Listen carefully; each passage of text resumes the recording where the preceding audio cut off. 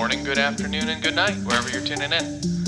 We are Slava and Jonathan, bringing you the Side Quest podcast, where we talk about character development, stories, and all things that are world building. And we occasionally take side quests, because, frankly, that's how conversations work. Just as a reminder, this whole show is spoiler heavy. So sit back, tune in, and join us on this episode of Side Quest. Welcome back to Roshar. Happy to be here. I bet you are, where the winds are blowing and the Stormfather's raging. As one does when you're a Stormfather. Today we're going to dive into chapters 58 through 64, plus 3 interludes, in part 6 of Words of Radiance. Last episode, we got to have Spencer pop in from whatever he's up to over in the plains of Shinovar. He will be back for the recap episode in episode 10. I'm trying to find a couple more guests to join us, both new and old, if they have some free space in their schedule. We'll see if I can make that happen. Should I ping Sanderson just to be like, hey, just in case. I know it's been a while since you wrote Words of Radiance, but would you like to join two random schlubs on the internet for a podcast who don't actually know all the details of all the things? Please and thank you. Will White gave us a share in his Instagram after we reached out, so maybe Sanderson will do the same. That's true. Yeah. That's true. All right, here we go. We're getting into it.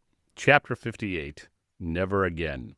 Kaladin, in chains, listens as Dalinar argues on his behalf, while Elhokar berates Kaladin for besmirching a general and destroying their chance to defeat Sadeas.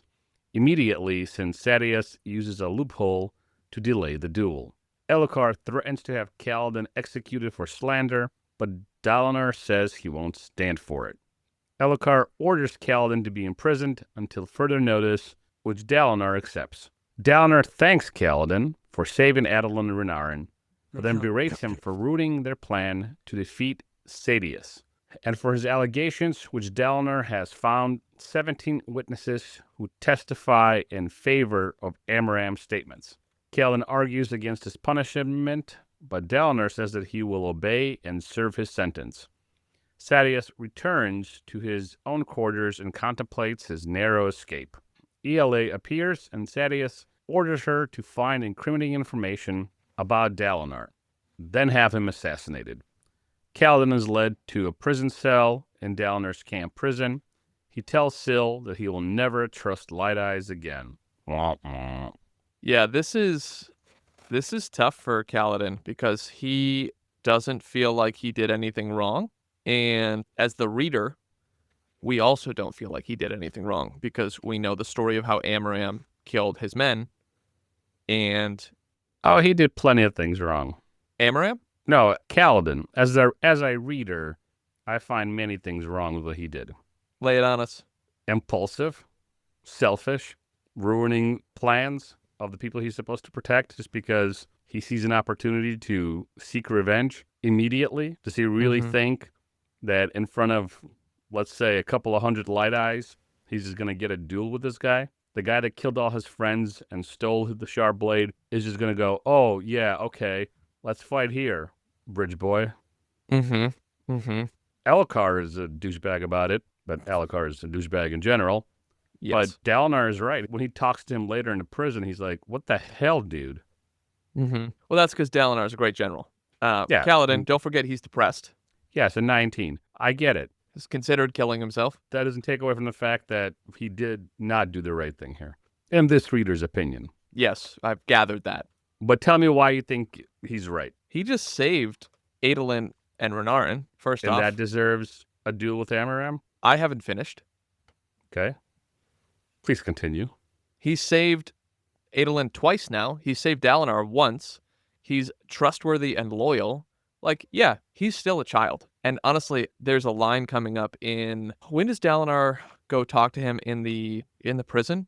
Couple chapters after this. Yeah. I think. Dalinar shows up and salutes him by reflex. So chapter 62, which we should be getting to.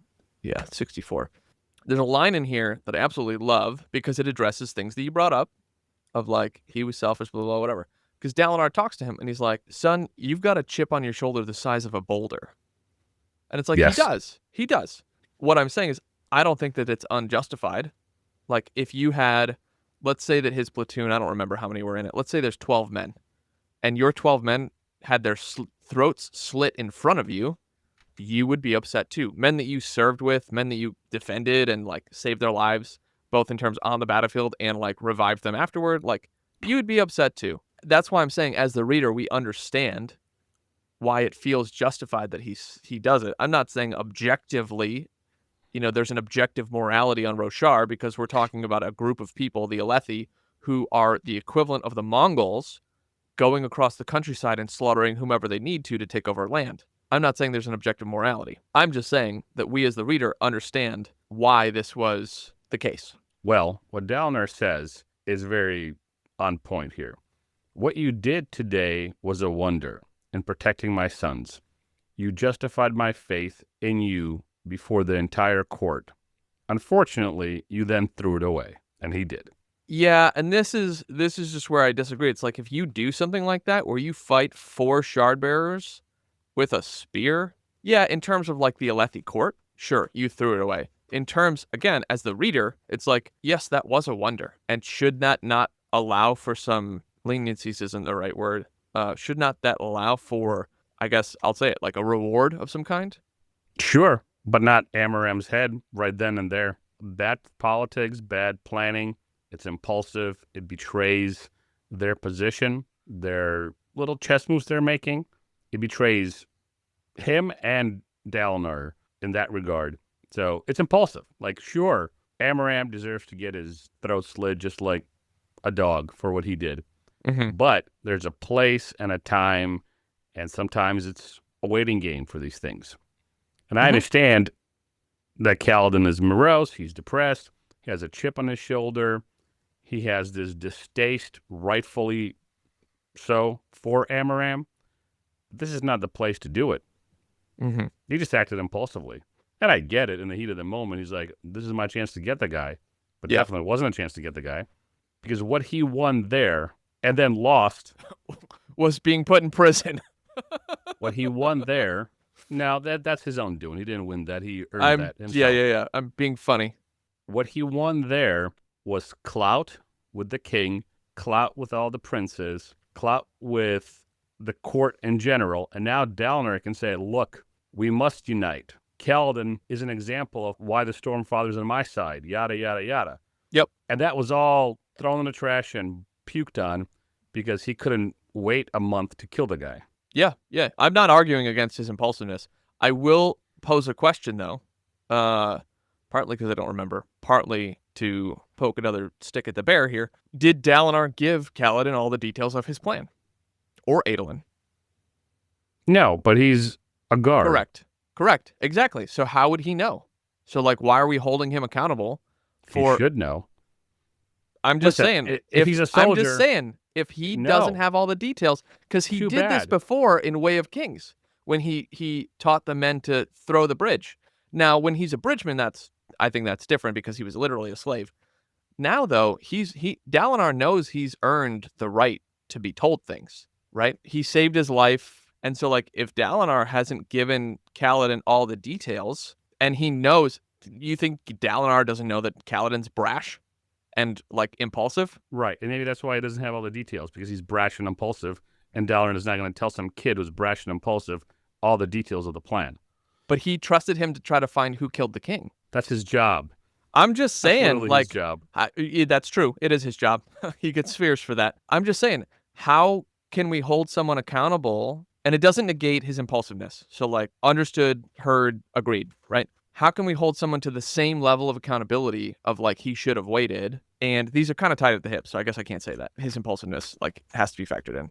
When he doesn't have all the details, even, like, nuances of the details. I can't remember a scene where, and this is, like, a storytelling rabbit trail kind of thing. I can't remember a scene where Dalinar has him around and is like, we're going to win lots of shards through Adolin's dueling. We're going to catch Sadeas, blah, blah, blah. Because that literally happens. Kaladin is now invited to stay with all the family meetings. He's not always there, though, because we also see his schedule is crazy. And this is what I'm saying is I don't remember a scene where he's exactly there. I remember some of Bridge 4 being there. And I remember seeing him being there because it made the king and Adolin question Dalinar. And he's like, no, he's our guard. He needs to know. If he doesn't know, it puts us in danger. I need my team. I'm paraphrasing. I need my team to be fully aware. Okay. And this is why I said I'm poking the bear and also don't remember because it's been a minute since I read Words of Radiance. So once you read more of the Cosmere, Jonathan, you'll understand the intricacies of Sanderson's writing. For those who can't see, he just took off his headphones and walked away. You gonna apologize in public to me? Was that impulsive? Oh my gosh, you full jackwagon here. So I didn't hear what you said when I walked away. Oh, I said, ladies and gentlemen, he walked away from the microphone. You didn't explain why, though. You didn't explain why. Well, they just heard why. No. I should explain why. Give them the backstory. Yeah, this is the truth, people. This is the objective truth here. So earlier this week, Slava finished Mistborn and was berating Spencer. I was underwhelmed by how much he hated the book. He doesn't love Sanderson anymore, etc., etc. There's a little bit of emphasis on the emotions here that may or may not have happened. It could be a re-dramatization. Anyway, he didn't like Mistborn.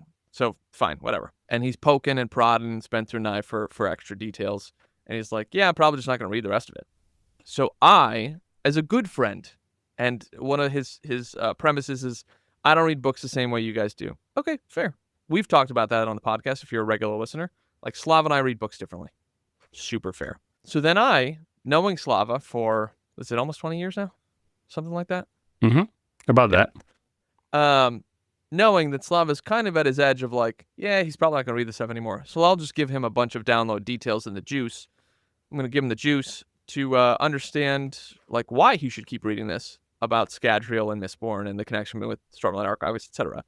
And give him a full download of as much as I can remember on the spot of all the details of the Cosmere and their connections to encourage him to read more books that he found underwhelming. So his joke here about, you'll understand more when you read more of the Cosmere, Jonathan, is a moment, a jab, a betrayal from a close friend.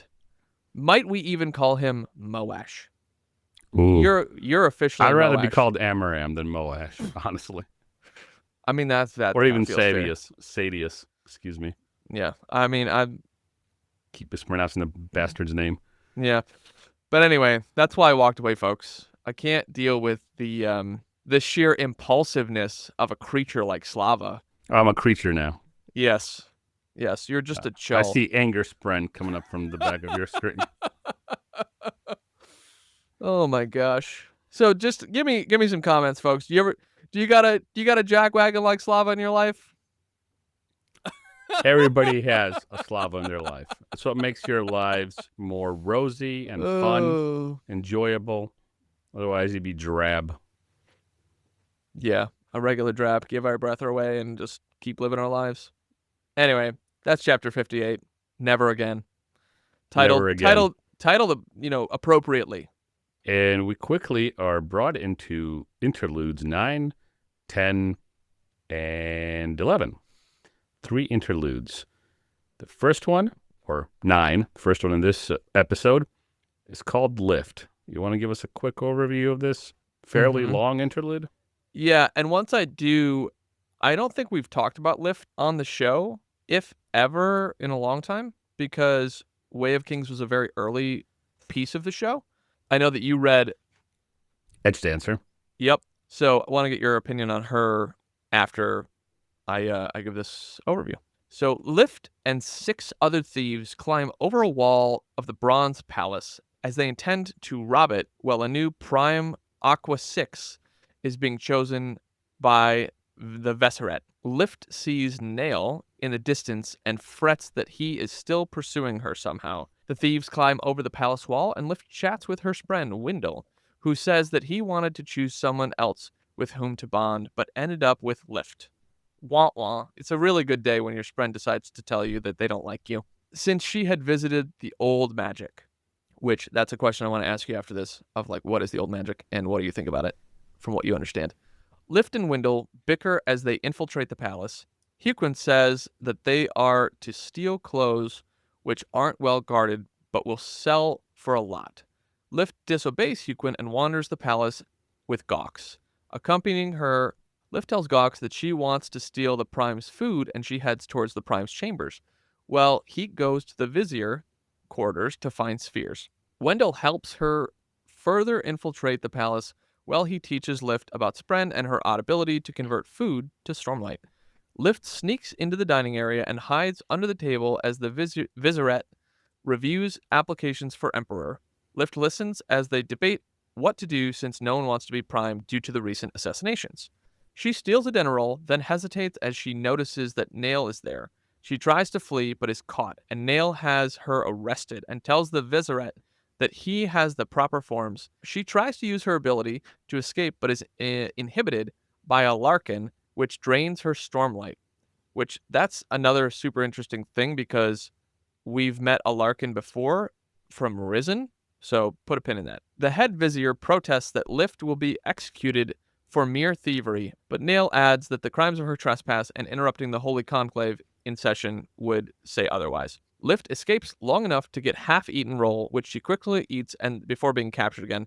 After a short time, Lift gains Stormlight to evade her captors, though she sees that Nail has abilities also as he chases her carrying a shard blade. One of Nail's companions slits Gawk's throat and Nail recaptures Lift, then berates his ally for killing the boy without filling out the correct paperwork. Bureaucracy. Yes.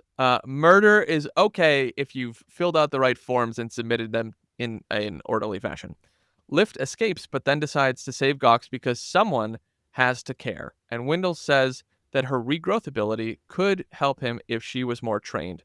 She returns to Gawks' body and breathes Stormlight into his mouth before Nail again captures her and identifies her as an edge dancer and tells her about the Order. Nail says he hunts her because her abilities could bring desolations back to the world. Nail draws his shard blade to kill her, but she suddenly is pardoned by the new Prime Aqua 6, Gawks, who was elected due to his miracle survival.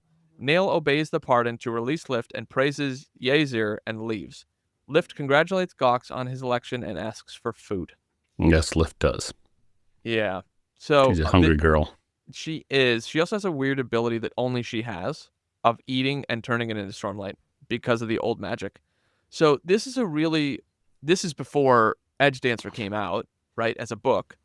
And it's the type of thing that Sanderson loves to do in the Cosmere where he like gives us a chapter or a book that reveals a whole bunch of stuff in the Cosmere. Mm-hmm. So give us a breakdown of your thoughts on Lift, this chapter, Edge Dancer as a whole, the questions that come up here, the things that are similar, like she breathes Stormlight into his mouth. Like that sounds pretty familiar, right? Yeah. And anyway, take it away. Well, let's start with the old magic. It's kind of wild stuff. From my research, I found that old magic is a form of investiture that actually predates Spren and the bonds that they have with humans. And so this is an ancient power. It's tied to the old gods of Roshar, wind, stone, and the night. They are also not just like metaphors for gods. They're considered actual forces that embody the old magic. Beings. Yeah, beings. Over time, though, when people say old magic now, in the time frame of these books, they're usually referring to only one of those beings, which is the Night Watcher. Just like us, no one on Roshar really understands the full scope of the old magic anymore. Maybe that's because information has been lost, and no one's confirmed to be using it in any traditional sense outside of what Night Watcher's influence is, which I don't know anything about. Correct me if I'm wrong. It's kind of like a boon and curse system. Yes. Right? So someone visits the Night Watcher asking for something, a boon, and she grants it, but there's always a catch, a curse, a monkey's paw kind of deal, and it's not always connected to the boon. So you might ask for wisdom and end up seeing the world upside down forever kind of deal, right? Mm-hmm. So it's a chaotic deal-making, and it's sort of connected to the Arcanum, or the Ars Arcanum, who calls the old magic a cousin to void binding, which suggests that it isn't just a spiritual hocus pocus, but there's a structure to it. It's a magical system in and of itself. Mm-hmm. So bottom line for me, old magic is ancient, dangerous, and nobody knows how far it goes. All pretty accurate. So you'll learn more about the old magic in Oathbringer, and I will tell you that Dalinar went to the old magic at some point. In his visions? No, Or in person. In person. Okay. Yeah. Be sure to drop us a rating and help us spread the word if you're enjoying today's side quest. Your second question, or I'm taking them out of order, but Whatever. your other question was Lift. Lift's fun. I didn't like her the first read through of Edge Dancer. I was like, she's annoying and shut up, Lift. Mm-hmm. But she's more fun upon this revisit and thinking back on what I did read in Edge Dancer when I read this interlude. I was like, she actually kind of is a fun character. Nail's very interesting. I found it fascinating that Szeth's son Vallana was also around in the book Edge Dancer with what appears to be Nightblood. Mm-hmm. So, fun stuff. Good old Sanderson weaving things together, dropping hints, and annoying the crap out of readers in the best way possible. So, I love it. Nail has been doing a lot more in the background, which we get to see in books 4 and 5 of Stormlight, more so, which shouldn't be a surprise. Books 1 and 2, you just kind of get snippets. Edge Dancer, you get like a little bit more from him as a whole. But he is, I might get this wrong, he's the Herald of Justice, I want to say. Isn't he the guy that kills the cobbler or the store owner in a previous interlude? Yes. I don't think it's an interlude, though. I thought that happened in Edge Dancer, but I could be wrong. No, I meant in an interlude in this book where he finds a guy helping a little kid who's done something horrible in his life. Nail's entire mission at the moment is to kill everyone who is showing signs of becoming a Radiant in order to prevent the desolations. Gotcha. Okay.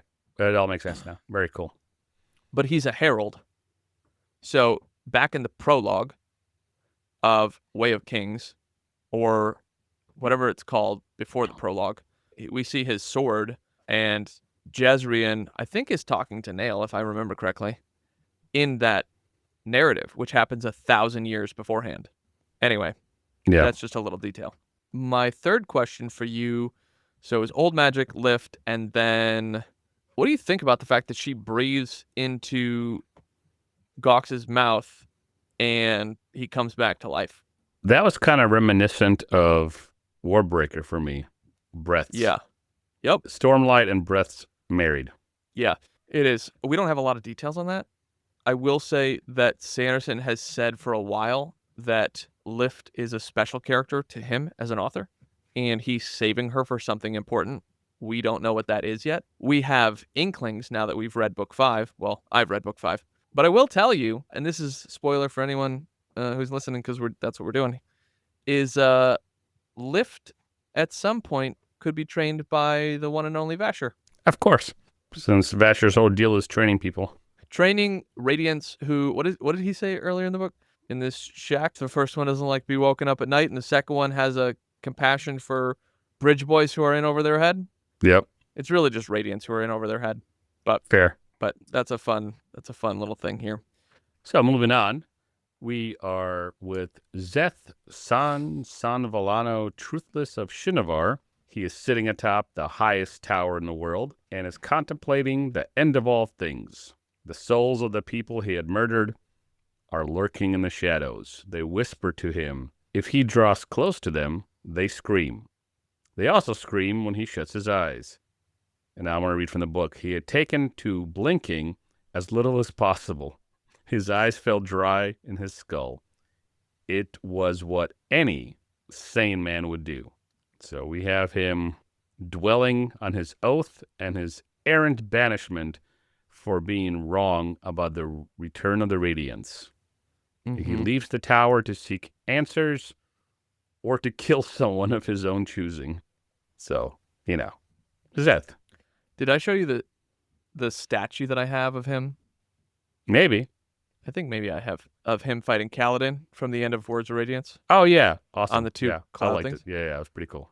Yeah, it's super cool. I actually, so that was a Kickstarter, and I received it, and it was damaged. And when I say damaged, the magnet was just not as strong as it's supposed to be because it was covered up by some resin. So I wrote them a quick email, right? And they sent me a second one. Nice. So you know what I did with the first one? Sold it on eBay. Gave it to Spencer. What a good friend. Yes. Close second, because that statue was like, I don't know, $700 or something like that from the Kickstarter. I was like, they didn't ask me to return it because, and which makes sense. Like, you're doing a Kickstarter, you know that some stuff's not going to be printed as accurately or whatever. But the thing is, like, the second one they sent me also had problems. So, whatever. But still cool that I was able to, like, gift that to another Cosmerian. Very cool. Mm-hmm.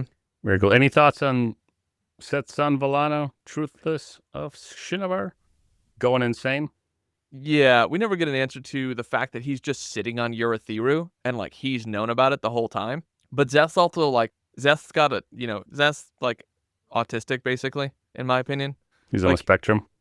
He only does what he's told and nothing else. Very literalistic, and, like, yeah. Very literal, right. So he just has all this information and just, like, never shares it. Because he hasn't been told to share it. Correct. But he's, like, sitting atop of Urithiru, which, people are trying to find. They've been spending hundreds of years trying to find, and they can't. But there's also, like, this weird thing from Shinovar, where Shinovar has been the stewards of holding on to all of the blades of the Heralds. So the blades of the Heralds are not shard blades. They come from ash. Actually, I might be getting a little bit of this wrong. They were given to them in the early days of Roshar, and the blades themselves imbue power for each of the orders. So there's 10 blades. We see these blades shoved into stone at the beginning of Way of Kings with Jezrien and, again, I think it was Nail. So Szeth has the Windrunner blade when he's doing all these assassinations. It gives him the powers of a Windrunner because he's maintaining the blade. So, but it's not a shard blade in the same sense of, like, other shard blades, because those are made for conversational purposes. Those are made of different materials, basically, from what we understand. Well, help me understand something else. So I'm going to read a little bit more from the book, and I want you to talk to me and the audience. He fought an impossibility, a man with Stormlight, a man who knew the storm within. That meant problems. Years ago, Szeth had been banished for raising the alarm. The false alarm, it had been said. The Voidbringers are no more, they told him. The spirits of the stones themselves promised it. The powers of old are no more. The Knights Radiant are fallen. We are all that remains. All that remains. Truthless.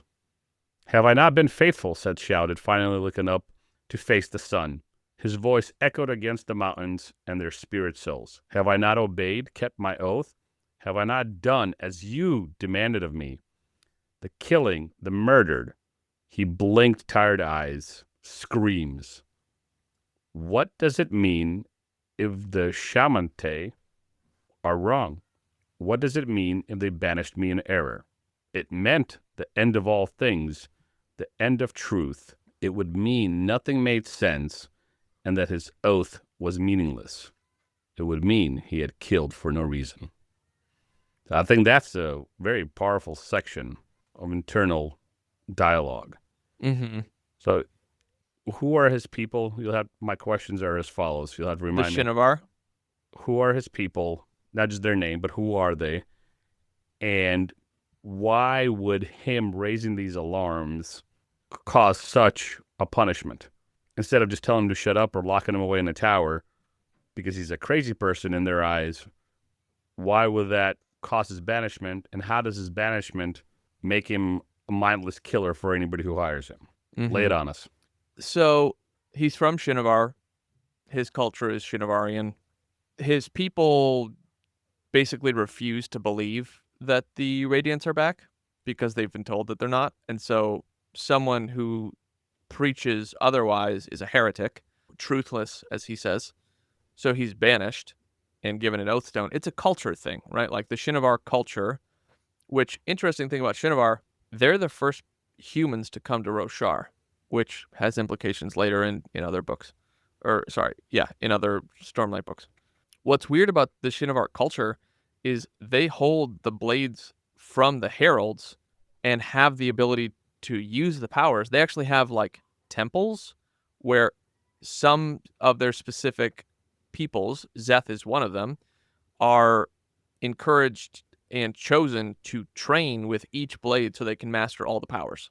Because the blade gives the powers, but they weren't necessarily radiance themselves. So, like, if you're not holding the blade, you don't have the power. So, it's not like a direct answer because I can't recall us getting answers to those questions exactly, as much as it's just like, it's a culture thing. Their culture's weird. But to me, it's even weirder because they had all 10 blades, and they practiced with all 10 blades, and Szeth was the best of the best of them. If he was handed any of the other blades, he knows how to use it, from our understanding entirely. But that's like a little bit of Book 5 spoiler stuff, because in Book 5, we get Szeth's backstory. Okay. Which is fun. Yeah. You don't need to spoil Wind of Truth for me. That I'll patiently wait for. But then the second question is, why the banishment, and how does he get stuck in this oath thing that he has? So that again is a culture thing. Like, part of their culture is if you're banished, you can be given an oath stone. You have to adhere to your oaths. And so, it's this little rock with a line of quartz in it. And he's just kind of sent on his way.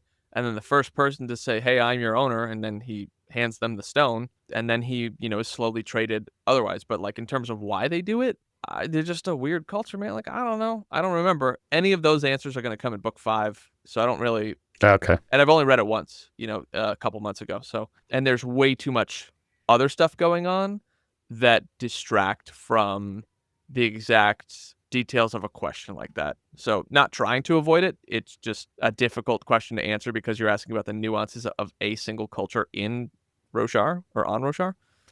So, makes sense. All that to say, that's the best answer that I can kind of give.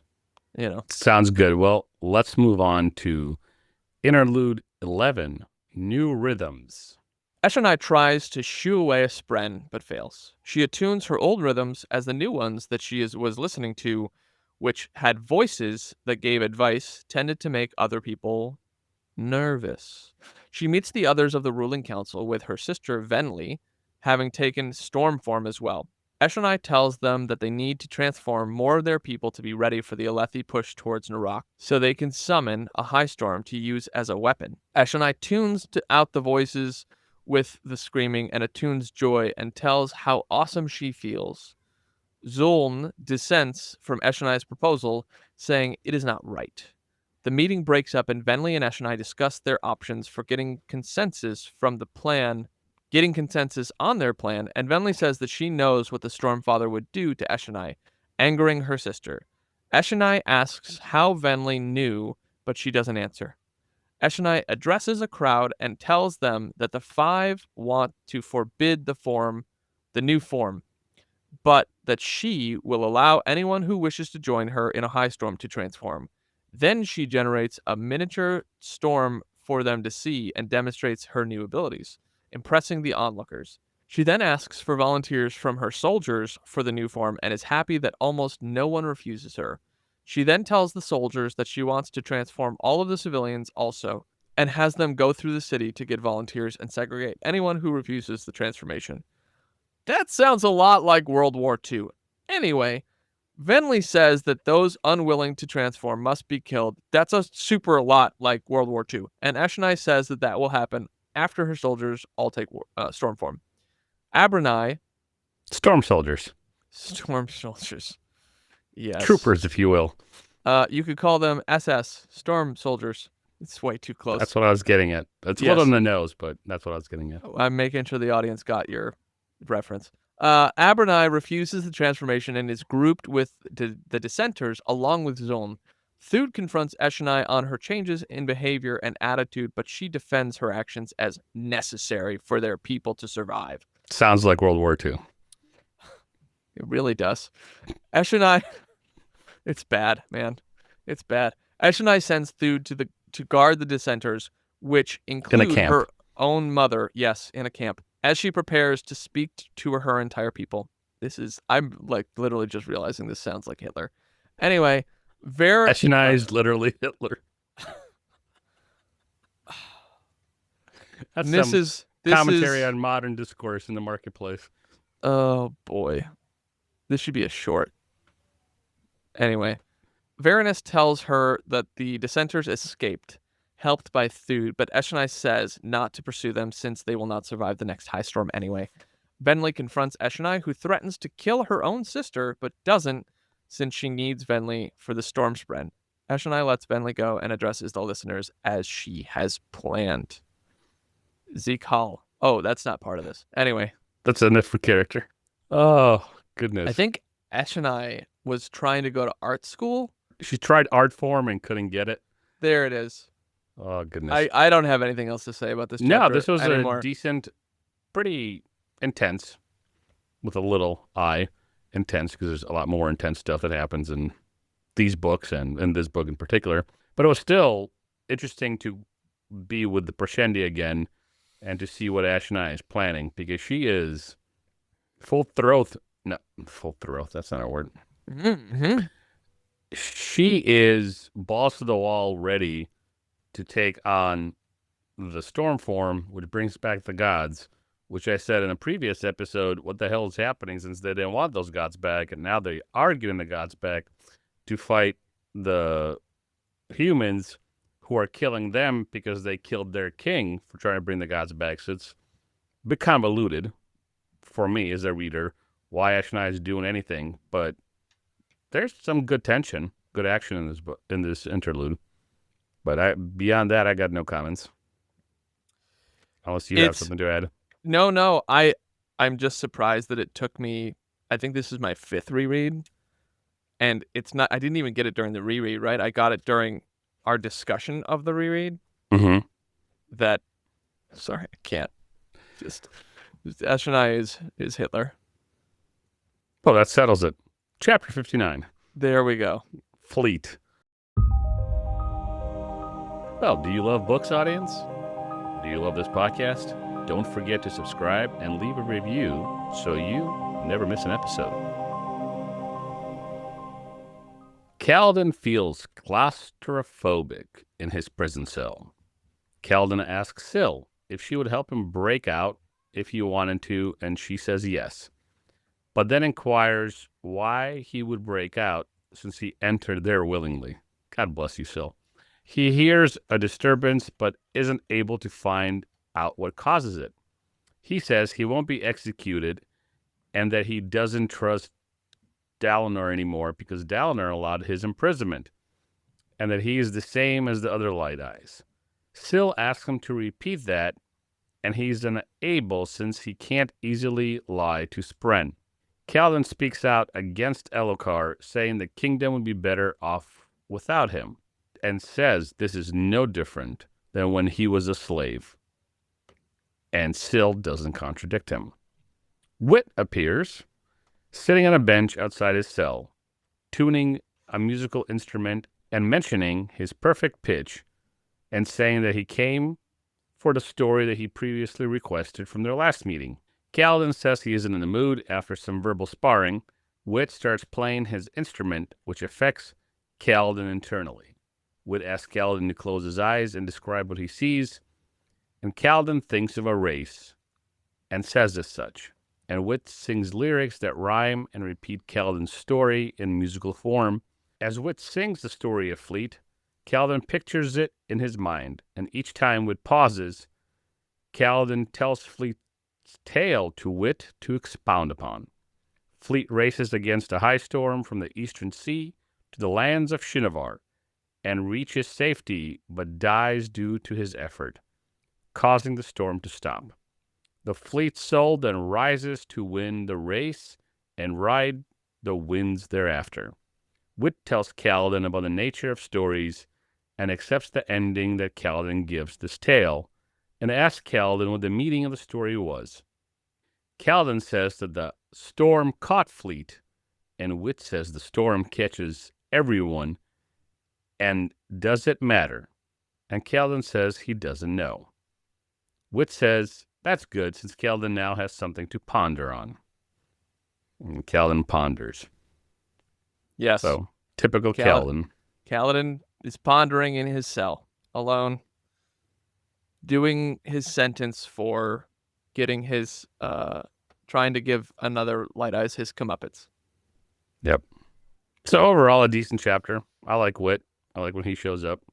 So Wit has like 4 of these little parables. The first one in Way of Kings, where he's talking about, do you remember? So all of these parables, the 2 that I am privy to so far, has to do with high storms and has to do with Kaladin being able to ride the high storms, so they're connected to him in a loose sense, and meaning that Wit is telling them to him to encourage him and to open some recesses of the mind, to use Matrix words, to pull out something out of Kaladin to make him realize what all this means, and all this meaning his participation in whatever's happening in Roshar. Mm-hmm. That's how I read it. Yes. Darathil and the Wandersill Fleet, the Dog and the Dragon. Is it the Cleverest of Moons? Oh, no, that's the one he tells to Shallan. Anyways, Hoid is always telling parables to the kids. Anyway, what did you say a second ago? Sorry, I'm trying to find the answer to this thing. I was talking about Wandersill. Yeah. And how it's similar to the second parable, the 2 that I'm privy to, Mm-hmm. all have to do with storms and riding them. Whether it's a ship, whether it's a guy named Fleet, Yeah. it's meant to bring something out of Kaladin. That's what I said. Mm-hmm. Yeah, well, it's also like Kaladin is a windrunner in terms of like his, not oaths, with all oaths as well, but his order, that's the word. His order, he's a windrunner. He's not constantly, but there have been times where he's like, the wind is mine, right? So it just seems to me relevant because we also see when Hoid is telling Shallan narratives and parables that they are light weaving and they're about truths, right? So he gives parables to the character in ways that are, I think, relevant to the characters, So. Good old Hoid. Yes. But our understanding is that the way that he does this is Yolish light weaving. Yoland is supposedly the land that Hoid comes from. We don't know if that's true. But Yolan is another land. It's an ancient land. It's a planet, we believe. And actually, I don't know if Yolan is the planet. Anyway, some of the epigraphs are Wit writing letters to his friend on Yolan, who's a dragon named Frost. This is an instance where, like, Wit uses a magic from a different planet on another planet. And this is like a Cosmere thing that you can use magic systems from elsewhere, other places in the Cosmere, because of reasons which we don't fully understand yet. But it's just something to note. All right. Moving forward. Let's do it. Chapter 60, Vale Walks. Shallan and Pattern study maps of the Shattered Plains and Old Natanan, as well as Amaram's notations, while trying to locate Urithiru. Pattern tells Shallan that she must remember what she used to know about him and unlock her repressed memories, so that she can gain her abilities. She practices with light weaving, but is unable to create sound using her illusion. Though she figures out how to reduce her Stormlight glow, she also figures out that she can invest Pattern with Stormlight so that he can maintain her illusions and even make them move. Another thing here about light weaving real quick is this is light weaving on Roshar.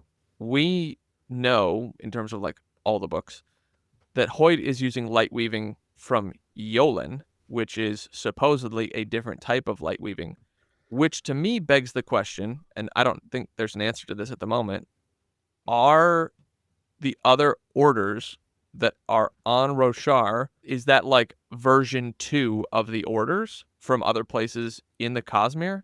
Does that make sense? Where it's like you have Yolish light weaving from Yolan, and you have Rosharan light weaving from Roshar, and they're just different somehow because we see all of Shallan's light weavings, which are more, I guess I'll call them primitive, right? Like she can't do as much as Hoid does when he's light weaving and telling his parables.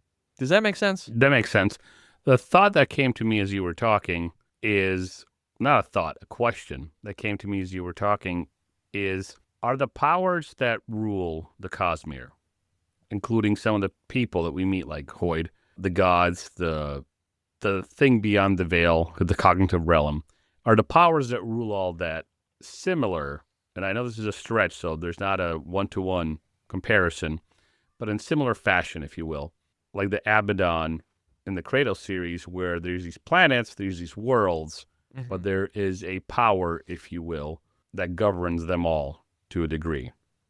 Is this how we can understand what you just described about the different levels of light weaving, and one looks different on one world, and Hoid is more advanced, and Shallan is more primitive? Is that because of their ability to tap into this governing entity, for lack of a better term? So when you say Force. entity, are you talking about a singular god, or are you talking about something else? Something else. Okay, well, in that case, yes, sort of, because we have investiture, which is scattered throughout all of the Cosmere and is available on every planet that we go to, because investiture is in the not spiritual realm. Investiture is in the cognitive realm. Is it the spirit realm? My brain's foggy this morning, folks. Investiture is accessible on all planets at all times from all peoples. It looks different on each planet because the shards that inhabit the planets shape how the investiture is used, partly.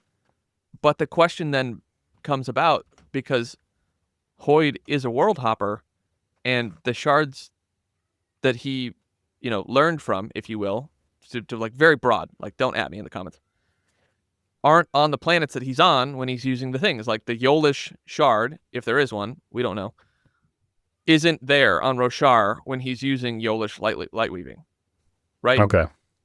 Does that make sense? Like That makes sense. in a sort of nonsensical kind of way. And before the show started, I was kind of explaining some things to the Slava about just like Sanderson and his writing.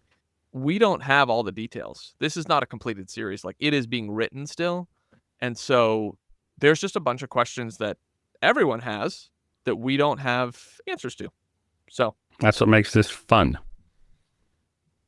Does it, Slava? I actually meant it. I did. Okay. I do mean that. It does. Spencer, shout out. Slava has changed his opinion, maybe. Oh, I feel like I have to set the record straight all the time. I don't know why. This is like the 19th time. So my scribe is tired of this. I tell people that you're my podcast wife. Okay. Whatever you're working through, I'll allow it. That helps. I am here for the journey. I said this way back with Warbreaker and the Way of Kings. So there are some things that I don't want to know because that will ruin the surprise and the journey. I am fully committed to the Stormlight archives. The other stuff, I'm okay with reading it as long as it, and this is something I added in our conversation about Mistborn, has substantial information. Like, it really, without reading it, you understand nothing. But while I am exploring the Cosmere, specifically Stormlight Archive, I'd like to know other things in order to enjoy this. And that's where reading a book like Mistborn, which I felt was underwhelming, I was like, you guys could have told me this. And I might have went back and read it anyway just because I wanted the experience. But anyway, this is fun. Great. But are you, let's just unpack this a little more. Mm-hmm. Do you understand why it's difficult to like give you things in terms of the Cosmere? Do you understand the difficulty of like asking that? I understand two aspects of the difficulty. One is that even you guys don't know everything. Correct. And yep. Two, you are hesitant to give me the answers because you guys want to discuss it with somebody who has been down the same journey as you have instead of just knowing things randomly. I understand that. Sort of. Sorry, finish your thought. That's it. That was my thought. Okay, so on the second point, because we haven't reread all the books recently, it's hard because things are so interconnected. And this is kind of what I was getting at here, is like wanting to hear how you interpret our hesitations of discussing things with you. Because like some stuff is revealed in the book, and then there's like extrapolations from other books that then make connections with those points. And it's the extra, like, we don't remember all of the nuances of like where the connections happen because we haven't read Mistborn in a hot minute, right? Sure. And so because we don't want to overindulge the details for you, because we see part of the fun being that we're all along for the mystery and we don't have all the answers. It's like, okay, you've read Mistborn now. Cool. We could talk about X, Y, and Z. You've read Words of Radiance now. We could talk about X, Y, and Z. Because each time Sanderson gives us distinct clues about the functional aspects of the Cosmere in terms of mechanical, as well as the overarching plot of like what is going on, who's battling who in the Cosmere, which entities are battling who, and then you have like the story itself. It's like very multi-layered, and so it's not easy. And bear with me on this one, but like it's not as easy as It, which is its own self-contained story where there is a lot going on, but you can go, hey, in chapter 63, this is referencing back to this because it's written in a circle, and it's like self-referencing, where this is self-referencing across 23 books, and it's like, you know what I mean? That's all fair, but my pushback on that would be, I was never told that. I was told Raffo. I was like, okay, I'll Raffo the crap out of it, but some things I just needed now. Hoid is unimpressed. I am Hoid, and I'm unimpressed. You wish you were Hoid. Hoid is the only character in this series that would allow you to call him his wife because he has no F's to give. That's true, though. That's true. All right, 61, Obedience. Obedience. Bring it home. We're back with our girl Shallan. Your girl. My girl Shallan. She's become the perfect daughter. She keeps quiet now, particularly around her father, and spends most of her days in her rooms. Her father has proven several times that he wouldn't hurt Shallan if she angered him, but he would beat others in her name, like a good dad does. The only time she drops her mask is with her brothers, making jokes to try to drive back the darkness in their home. She is also more involved in keeping House Davar's accounts, and their fortunes seem to have improved. Her father has shrewdly stopped being bullied by the other Light Eyes and has started playing them off each other. New marble deposits have been discovered, which provide resources to keep up with his promises, bribes, and deals. Shallan hopes this will improve her father's temperament, but it doesn't. Lynn and Balat are arguing about who he will marry. Balat wants to marry Elitha Tavenar, but his father thinks she's of too low of a status. Well, that's a rich. He wants Balat to marry Sudi Valam, daughter of High Prince Valam, who is a widow in her 50s. Their argument escalates and Balat calls his father a murderer. In response, Lynn coldly orders one of his new guards to kill Balat's new Axhound pups. Balat is outraged and tells his father that Halloran is back, and that they had met only 2 days past. They lock eyes, and then Balat stalks out of the room. Shallan finds Balat in the kennel, where his new pod of Axhound pups were dead in a pool of violent blood. She encouraged him to breed them, and he'd been making progress with his demons over the years, rarely hunting anything larger than a Kremling now. They discuss fleeing their house, and Balat tells her he wants to go live in Vedenar with Elitha. Shallan says she can't go, but will try to think of a way for them to escape, and returns to the house. While passing her father's door, Shallan overhears him talking to Rin, one of the house's new guards. Her father tells Rin to find Halloran, ambush him, and bring back his head. He offers Halloran's sharp blade as payment. Malise, having also apparently overheard this, is shocked that her husband would order the murder of his own son. A violent, angry argument breaks out, and Rin leaves. Yeah, the Davar household is quite the... eclectic is not the right word. Spicy, maybe? Spicy place to be in these early days for the sons and the daughter. It's not a good look. We thought that Balat would kind of move past his anger problems with killing animals, and it sounds like he kind of did. But, what do they say in Russia? What's that like Russian parable of hell where, someone's getting a tour of hell and they see a bunch of other examples of hell and then they go see the one that's the example of Russia where there's no demons guarding the boiling pot that all the Russians are in because the Russians all, as someone's about to get out, they drag them back in. And they're like, yeah, we don't actually need to put any demons on guard for these Russians. They just like won't let anyone get ahead anyway. Something like that. It's the first time I'm hearing it, but Seriously? I think it tracks. Okay, Russians. I'll pull it up. Hold up. Yeah. I'm super surprised.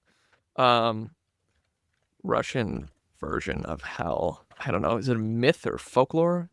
In a hypothetical tour of hell, individuals will suffer punishments that are ironic inversions of their sins, according to Dante's depiction. Maybe it's just Dante's Inferno. And Russians are there? Pull their own people is not directly related to Dante's depiction of hell, but could be interpreted as a symbolic representation of self-destruction. Yeah, I don't know where this comes from, but I remember it. Which, that doesn't do you any good, but... No, apparently I can't escape hell now. Yeah, because your own people keep dragging you back in. Yeah, I don't know. This is going to bother me. Anyway, back to the show. It's fine. Yeah. It's fine. So I Googled Russians in hell, no need for guards. And what came up is Van Damme's movie called In Hell. And apparently he's in a Russian prison. All right. Well, moving on to The One Who Killed Promises. Chapter 62. Kaladin wakes up in his cell to the monotony of solitude and darkness. He sees a strange spren that looks like taut wires. He talks to Syl, who is nearby but hidden, and tells him about a cryptic, a revolting king of spren, who hid from Syl before she could find it. Then she realizes that the cryptic may be trying to bond to another Radiant, and that Cal must not be alone in the near future. Dalinar shows up, and Kaladin salutes him by reflex. Dalinar tells Kaladin to pretend he is guarding the prison cell, and that Elhokar may relent soon and allow Cal to be released, once the pardon doesn't make the king seem too ambivalent. Dalinar says that his men are being taken care of, and that his reputation with Dalinar is not harmed. But Kaladin retorts that the king has a history of allowing people to rot in prison, and Dalinar knows about the situation that Cal is talking about, and says he would prefer not to speak of the Roshar affair, which shocks Kaladin. Kaladin asks for further explanation, and Dalinar gives it reluctantly. Dalinar says that he wanted to demote Roshar, but was overridden and ended up exiling him where he could do no harm, not knowing what happened later in Hearthstone. Kaladin says the mercy shown Roshar is rarely granted to Dark Eyes, and Dalinar replies that Kaladin is in a special position and that he has to show extra loyalty. Dalinar also explains that he trusts his instincts about Kaladin as a man that can help inspire positive change in the kingdom, and that he wants Kaladin to lead by example and not act erratically and impulsively and selfishly. After Dalinar leaves, Kaladin discusses the revelations with Syl and blames his family's misfortunes on Elhokar. Kaladin concludes that Moash is right and the king must die. So yeah, I'm not going to defend Cal on this one. That's my comment. Good. But I do like Kaladin's time in prison. I think it's a nice reprieve from the action. It gives Kaladin to think about things. We get more information about Dalinar. We get an explanation of sorts about Roshar and what happened in Hearthstone. There's a little bit of, exposition given. And Kaladin gets to cool off for a bit.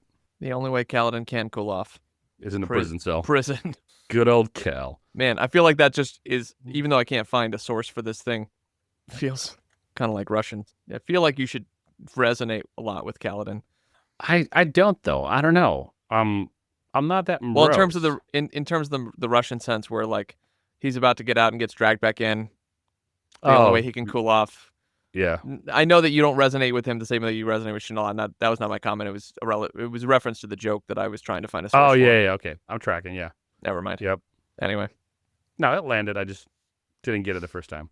Oh, man. I in terms of not getting jokes, I dropped a joke last night at the thing that I was at with Spencer. There's probably a group of, I don't know, let's say 20 people, right?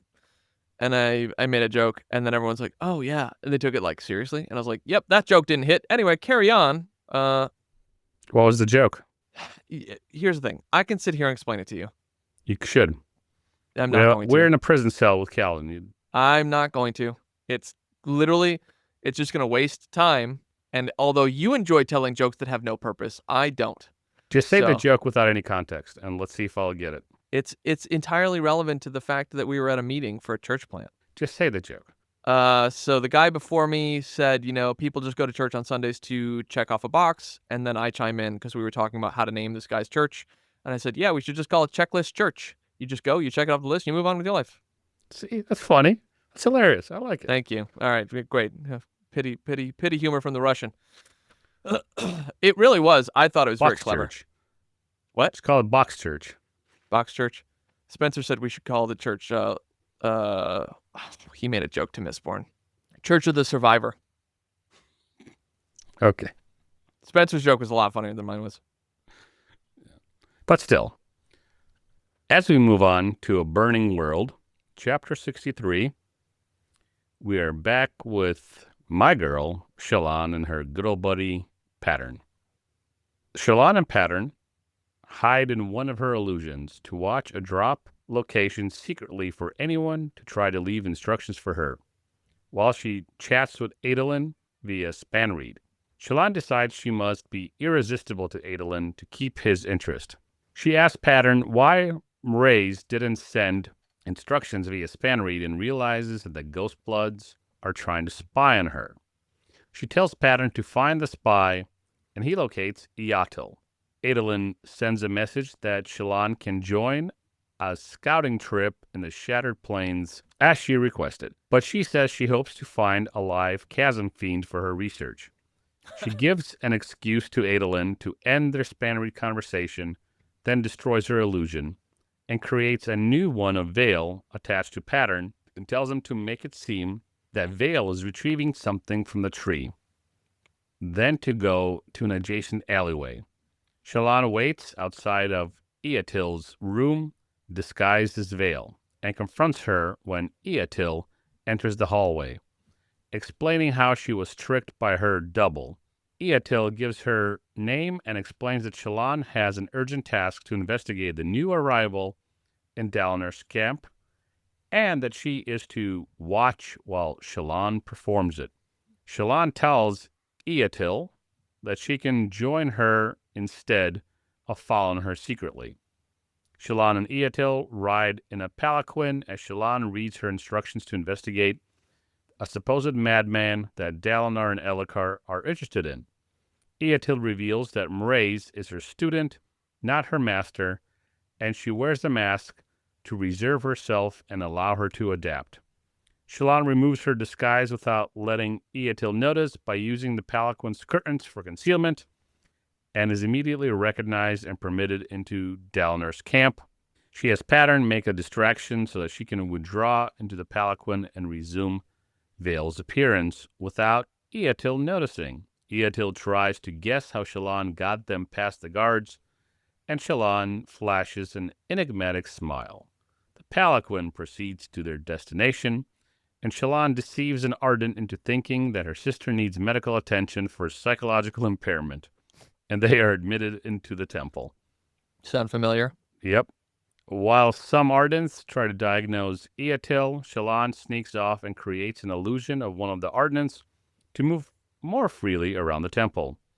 Pattern locates the madman for her and picks the lock so they can enter his dark cell. The man is whispering about the return of the desolation and calls himself Talanolan. She tells Pattern that she doubts that the man is one of the Heralds. Talon repeats his words, and Shallan writes them down since he doesn't answer her other questions. Shallan tries to recreate her illusion, but Talon sees this and grabs her and holds her against the wall in alarm. and speaks of one of Ishar's knights. Then goes back to his bed and lies down, repeats the same whispers. Shallan summons her sharp blades to defend herself, but realizes she doesn't need it. Her mind blanks out and she thinks of Mother's soul. Then wakes up and Pattern asks if she is crazy, and she replies yes. She goes to leave the room, but sees Amaram approaching it. There's a lot happens here. Yeah, there's two crazy chicks breaking into a prison. Breaking into a psych ward, actually. Even better. So, Iatl. She's actually Moraze's teacher. Yeah. Tell me more about that. Did you see that coming? That was a surprise. Surprised, didn't see it coming.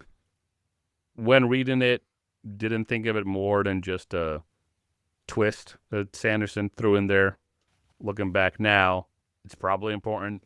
Iatl is probably somebody from somewhere doing something that we should care about. What those things are a mystery to me. Is she from Mistborn? Yeah. She's Vin, isn't she? It's not that easy to guess what Branderson's doing. Well, yeah. But I'm asking... She's not Vin. Okay. So, but she is from that planet. Yeah. But you wouldn't meet her until... Book 3? I think it's book 3 of Era 2. Oh, wow. Okay. If I remember correctly. Or book 4. Might be book 4. Okay. All right. And her mission here is to... We don't know. We don't know. The Ghostbloods, we have a semblance of what the Ghostbloods want by book 5, but it's kind of shoddy in terms of what they want. We kind of put it together through 5 prologues. Well, is it espionage? If the two planets... It's bigger. If the two planets are at war, they're here to undermine something or somebody. I don't know, being all cryptic and somebody something, but this is espionage. The two planets are not currently at war. So what they do sets off the war. Potentially. Cool. Okay. The other thing is, and I don't know if I mentioned this on air, but Stormlight Archives book 1 through 5 take place between Mistborn Era 1 and Mistborn Era 2. Right, you did. Timeline-wise. All right, and the war starts after all of that. Yeah. Okay. All right. So the other thing is, like, the Ghostbloods want something from Roshar, whatever that is, we don't know. And what is the other thing? Warbreaker happens, I think, before Mistborn. I'm trying to remember the timeline off the top of my head, and I feel like I'm getting it wrong a little bit. But we'll just go with that for right now. Okay. Warbreaker happens timeline-wise before Way of Kings. Definitely before Way of Kings. Not necessarily before the Mistborn series. But there are implications that show up later in terms of, like, when people... I don't even know how to say it. There's deeper implications than just Nightblood being on Roshar. That's probably the clearest way that I can say it, because there's just too many things that happen in books 4 and 5, and I don't want to totally derail the readers. So that's good enough for me. Why don't we begin our descent from the high storm? Please keep your hands, feet, and head inside the vehicle at all times as we make a crash landing. So, Chapter 64, Treasures, our last chapter for the day in Part 6 of Words of Radiance. Kaladin sits in his cell, moping and feeling dejected. He tries to absorb Stormlight from a sphere outside his cell, and has brief difficulty before he is able to soak it into his fingertips. Sylphrena appears and says she is worried about Kaladin growing dark. Feeling slightly better, Kaladin takes his meal as a puzzled guard swaps out the dun sphere. Shallan panics, but thinks quickly and creates an illusion of darkness to conceal herself within the cell. So we've jumped, just for the audience here, we've jumped from Kaladin's POV to Shallan's, because Shallan was going to leave Talinelat Ilin's cell, but Amaram's coming up. Amaram and Borden enter the cell and close the door. Shallan feels muted anger at seeing Helleran's killer, though she realizes that her brother may have been killed in self-defense as a possible assassin. Amaram looks at Taln and proclaims that his and Gavilar's plan has succeeded. Whatever that means. Put a pin in that. I want to ask you about that. Borden tells Amaram that Taln spoke of a cache of shard blades once to Borden and Amaram. asks Borden to take him to the location before someone else finds it, and the two depart. Shallan feels like she is in over her head with the conspiracies, though Pattern doesn't understand the her analogy. Shallan returns to say goodbye to Yatel after giving her the transcription of Talm's ramblings and a brief description of Amaranth's visit. After verifying that Yatel can't escape on her own, Shallan apologizes to the Ardents for getting lost in the temple and prepares to leave. Yatel says how impressed she is and asks who Shallan really is, and Shallan replies that she is a seeker of truth. Shallan tells Yatel that she will send a full report to Mraize. Mraize indicates that Shallan has proven herself and is safe from any danger from other Ghostbloods, and that Shallan is to get a tattoo anywhere on her person to symbolize her loyalty to the Ghostbloods, and that she is now admitted as a member of their group. So, what does Amaram mean that he and Gavilar's plan has succeeded? So, remind me who Taln is. He's a Radiant, correct? He's a Herald. He's a Herald. Taln never broke. Right. Taln was one of the 10 who made the Oath Pact. He shows up at the end of Way of Kings with a shardblade in his hand at the gates of Kholinar, and Hoid is there playing a flute, and Hoid says something about da-da-da-da, old friend, and Taln is acting crazy like he is currently. Right. Okay. So Gavilar is trying to bring back the old gods. Somewhere in my readings, I stumbled upon a treaty that he wanted to create with the listeners. The listeners are the Pershendi. That's like Prologue 1 in Way of Kings. Okay, so the listeners are Pershendi. So those are the same people. Yep. So if the desolation is coming, and Talon is the only one that did not break, he knows what he must do in the face of desolation. Gavilar is trying to protect his people in light of the coming desolation. So are they connected somehow? I don't remember if Gavilar met any of the Heralds. However, we know that Gavilar in Prologue 1 spoke with someone named Thydakar, who is a Ghostblood. So Gavilar has at least some information that there are other planets, and that somehow people from other planets can either get to Roshar or communicate with Roshar or something. And people from other planets want something from Roshar. Whether or not Gavilar knows what that is, unsure. To your point, Gavilar wants to bring back the old gods that the Parshendi do not want to see again. Amaram tells Taln that he and Gavilar's plan has succeeded, whatever that was. Amaram, as a reminder, is part of the Sons of Honor, who were trying to do something.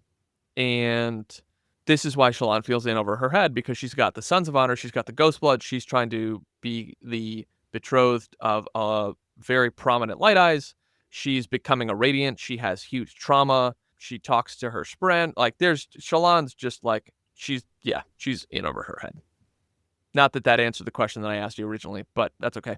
We're not supposed to necessarily know all these things at the moment, but like, just curious on what your thoughts were. Okay. Amaram's clearly trying to get another set of shard blades. I think one mystery for me is still the connection with the other heralds that Gavilar has or doesn't have, or at least he knows about him, right? Like Kalak and Nail, or Nal. Yeah. So he has some connection to them, whether it's personal relationships, like he's met them, or he knows of them. Right. So the interesting thing here, though, is that because Taln never broke, Nal, right? He did meet him. He might have. I can't remember at the moment. Yeah, I feel like I read somewhere that he met at least Nal. Probably. But one of the things, so Spencer and I have said Taln never broke. Well, the way the Oath Pact works, that is, if the Heralds are on Braze, which is like Roshar's hell, that prevents a desolation, the Heralds realized that not all of them had to be there to prevent the desolation, and so the Heralds came back to Roshar, but they left Taln there, which is where the phrase Taln never broke came from, because 9 of them left. 10 of them made a pact. 9 of them betrayed Taln. And so the fact that Taln is back makes people question, like, did he break? But he's crazy now. That might not be because he broke. That might be because of something else. Well, he never broke the pact. If his mind broke because of a event, that traumatized him or caused him to break. Mm-hmm. Those are two different freaking things, right? This is just a breaking of his mind and the breaking of his oath, which he didn't do. Correct. Anyway, that is today's episode on Roshar. Well, folks, thanks for joining us this time on SideQuest. Make sure you like, share, and subscribe, and return next week as we continue our trek on Roshar. We'll see you next time on SideQuest.